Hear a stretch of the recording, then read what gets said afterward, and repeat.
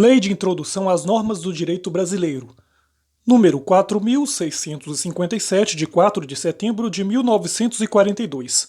Artigo 1º. Salvo disposição contrária, a lei começa a vigorar em todo o país 45 dias depois de oficialmente publicada.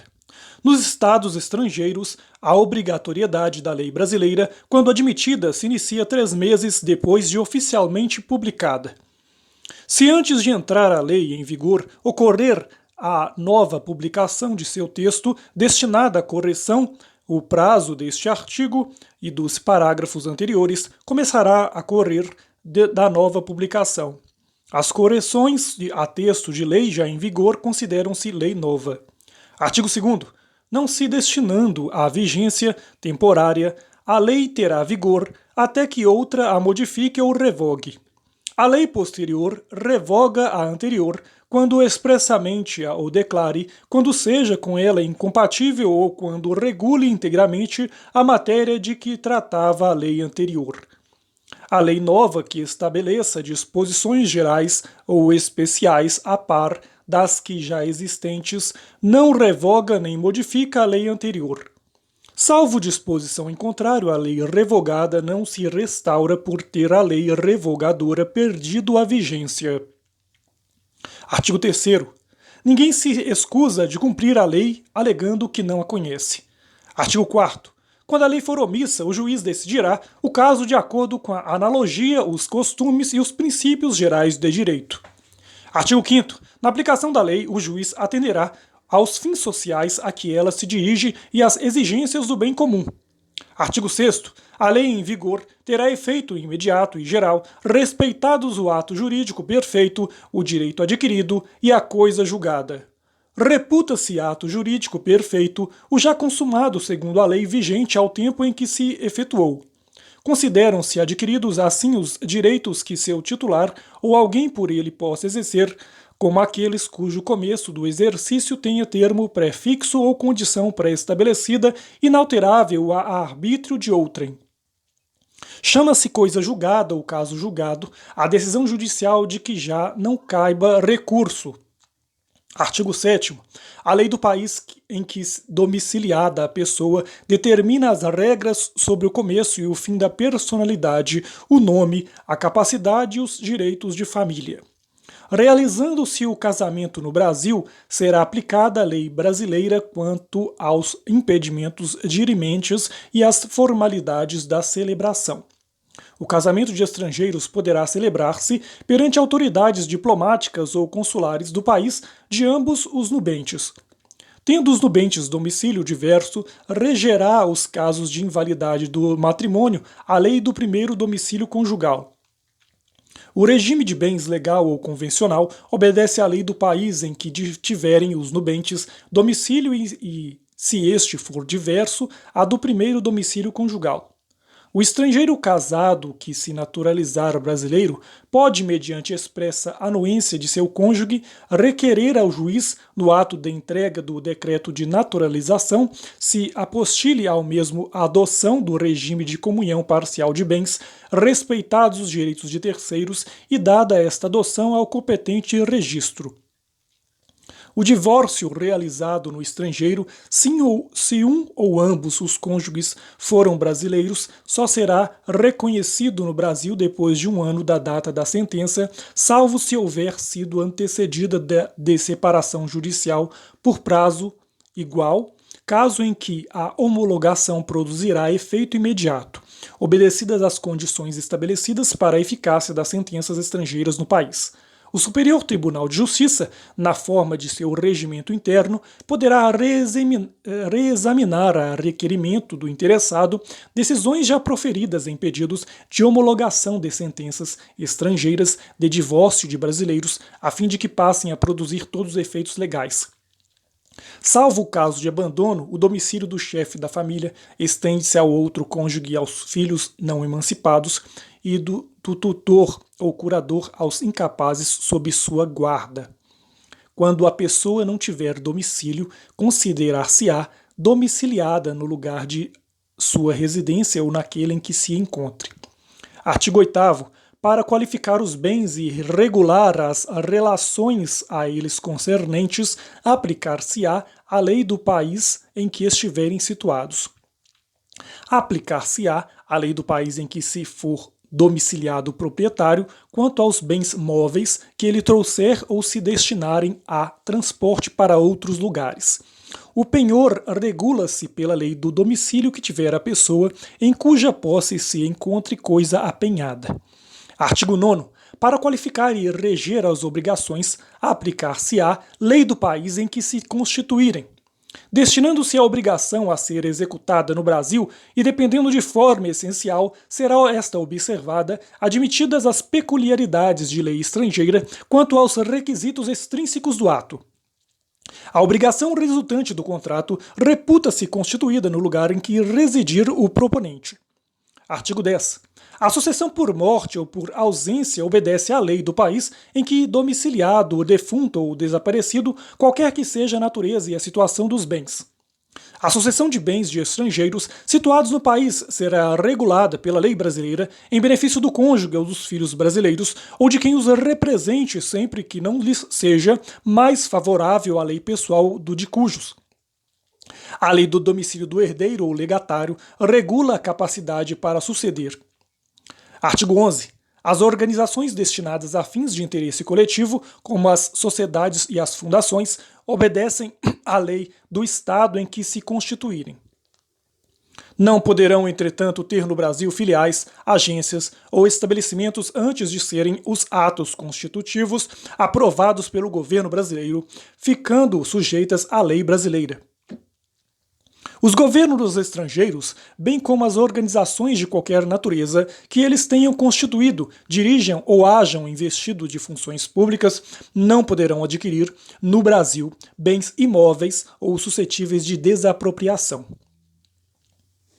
Os governos estrangeiros podem adquirir a propriedade dos prédios necessários à sede dos representantes diplomáticos ou dos agentes consulares. Artigo 12. É competente a autoridade judiciária brasileira quando for o réu domiciliado no Brasil ou a que tiver de ser cumprida a obrigação. Só a autoridade judiciária brasileira compete conhecer das ações relativas a imóveis situados no Brasil.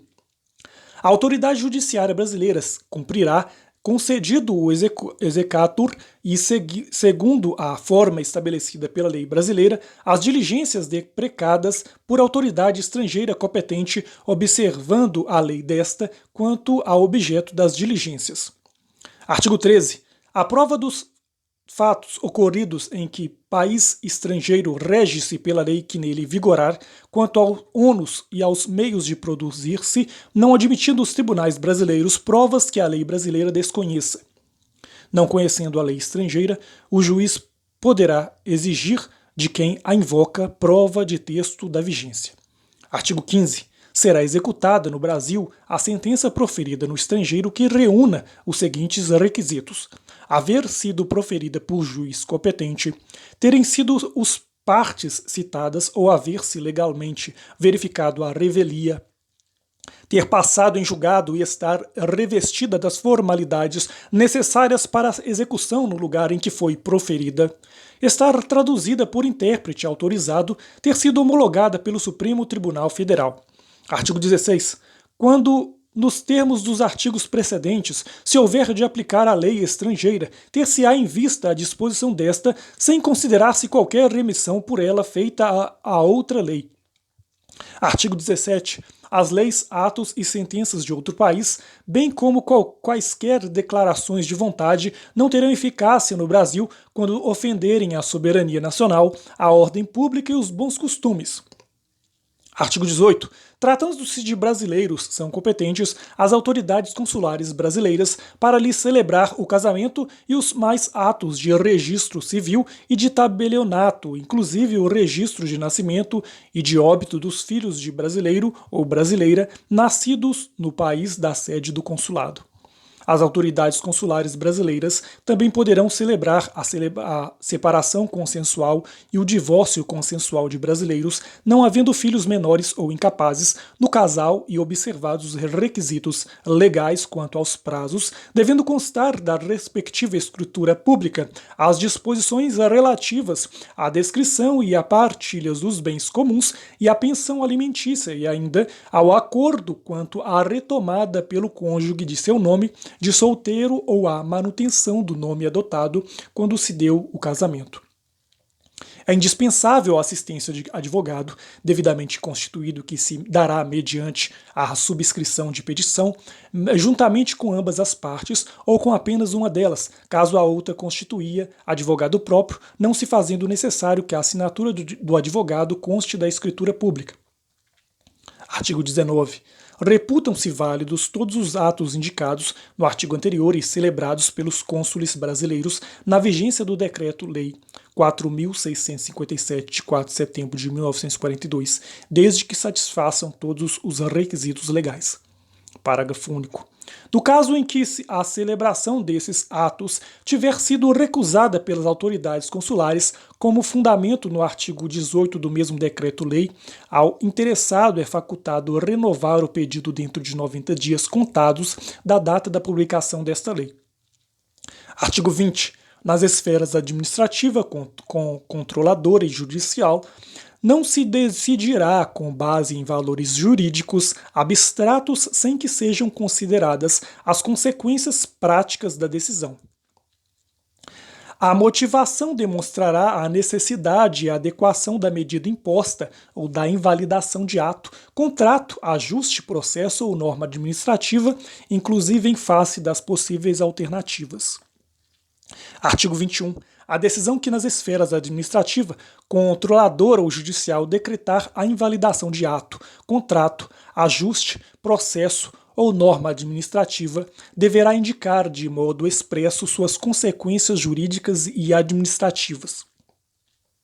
A decisão a que se refere o caput deste artigo deverá, quando for o caso, indicar as condições para que a regularização ocorra de modo proporcional e equânime e sem prejuízo aos interesses gerais, não se podendo impor aos sujeitos atingi-los ônus ou perdas que, em função das peculiaridades do caso, sejam anormais ou excessivos. Artigo 22. Na interpretação de normas sobre gestão pública, serão considerados os obstáculos e as dificuldades reais do gestor e as exigências das políticas públicas a seu cargo, sem prejuízo dos direitos dos administrados. Em decisão sobre regularidade de conduta ou validade de ato, contrato, ajuste, processo ou norma administrativa, serão consideradas as circunstâncias práticas que houverem imposto, limitado ou condicionado a ação do agente. Na aplicação de sanções, serão consideradas a natureza e a gravidade da infração cometida, os danos que dela provierem para a administração pública, as circunstâncias agravantes ou atenuantes e os antecedentes do agente. As sanções aplicadas ao agente serão levadas em conta na dosimetria das demais sanções de mesma natureza e relativas ao mesmo fato. Artigo 23. A decisão administrativa, controladora ou judicial que estabelecer interpretação ou orientação nova sobre norma de conteúdo indeterminado, impondo novo dever ou novo condicionamento de direito, deverá prever regime de transição quando indispensável para que o novo dever ou condicionamento de direito seja cumprido de modo proporcional, equânime e eficiente e sem prejuízo aos interesses gerais. Artigo 24. A revisão nas esferas administrativa, controladora ou judicial, quanto à validade de ato, contrato, ajuste, processo ou norma administrativa, cuja produção já se houver completado, levará em conta as orientações gerais da época, sendo vedado que, com base em mudança posterior de orientação geral, se declarem inválidas situações plenamente constituídas. Consideram-se orientações gerais as interpretações e especificações contidas em atos públicos de caráter geral ou em jurisprudência judicial ou administrativa majoritária e ainda as adotadas por prática administrativa reiterada e de amplo conhecimento público. Artigo 26. Para eliminar irregularidade, incerteza jurídica ou situação contenciosa na aplicação do direito público, inclusive no caso de expedição de licença, a autoridade administrativa poderá, após oitiva do órgão jurídico e quando for o caso, após a realização de consulta pública, os presentes razões de relevante interesse geral, celebrar compromisso com os interessados, observada a legislação aplicável, o qual só produzirá efeitos a partir de sua publicação oficial. O compromisso referido no caput deste artigo buscará solução jurídica proporcional, equânime, eficiente e compatível com os interesses gerais, não poderá conferir desoneração permanente de dever ou condicionamento de direito reconhecidos por orientação geral, deverá prever com clareza as obrigações das partes, o prazo para seu cumprimento e as sanções aplicáveis em caso de descumprimento. Artigo 27. A decisão do processo nas esferas administrativa, controladora ou judicial poderá impor compensação por benefícios indevidos ou prejuízos anormais ou injustos resultantes do processo ou da conduta dos envolvidos. A decisão sobre a compensação será motivada, ouvidas previamente as partes sobre seu cabimento, sua forma e, se for o caso, seu valor. Para prevenir regular a compensação poderá ser celebrado compromisso processual entre os envolvidos. Artigo 28. O agente público responderá pessoalmente por suas decisões ou opiniões técnicas em caso de dolo ou erro grosseiro. Artigo 29. Em qualquer órgão ou poder, a edição de atos normativos por autoridade administrativa, salvo os de mera organização interna, poderá ser precedida de consulta pública para a manifestação de interessados, preferencialmente por meio eletrônico, a qual será considerada na decisão. A convocação conterá a minuta do ato normativo e fixará o prazo e demais condições da consulta pública, observadas as normas legais e regulamentares específicas se houver. Artigo 30. As autoridades públicas devem atuar para aumentar a segurança jurídica na aplicação das normas, inclusive por meio de regulamentos, súmulas administrativas e respostas a consultas. Parágrafo único. Os instrumentos previstos no caput deste artigo terão caráter vinculante em relação ao órgão ou entidade a que se destinam até ulterior revisão.